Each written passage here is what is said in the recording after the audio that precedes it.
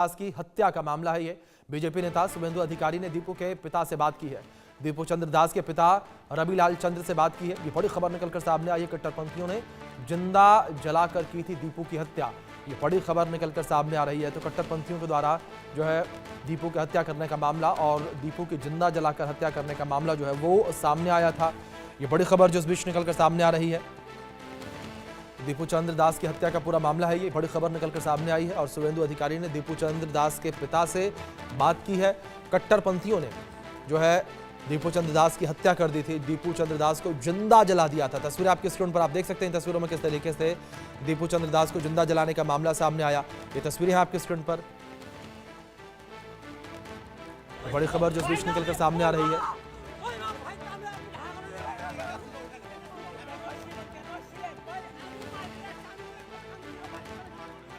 বলছি সবাই গোটা বিশ্বের হিন্দুরা এবং আমরা যারা সবাই এই ঘটনায় অত্যন্ত দুঃখিত। আপনাদের পরিবারের পাশে আমরা সবাই আছি।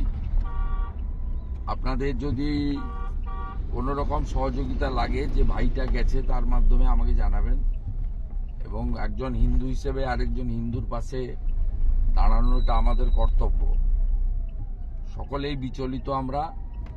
আপনি শক্ত থাকবেন এবং গোটা পৃথিবীর হিন্দু সবাই আমরা আপনার পাশে আছি।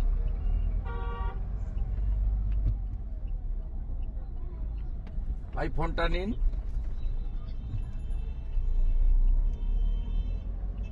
ভাই ফোনটা নিন আপনি।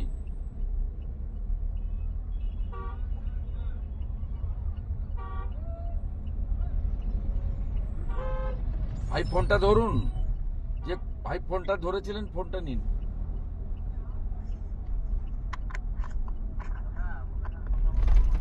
না ঠিক আছে বলেছেন, অল্প কথা বলেছেন। বলছি যে উনার পেটিএম নাম্বারটা যদি ভাই আমার এই নাম্বারে মেসেজ করে দেন।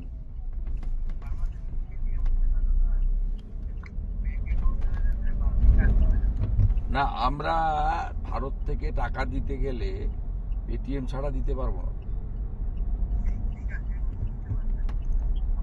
মোবাইলে দিতে পারবো।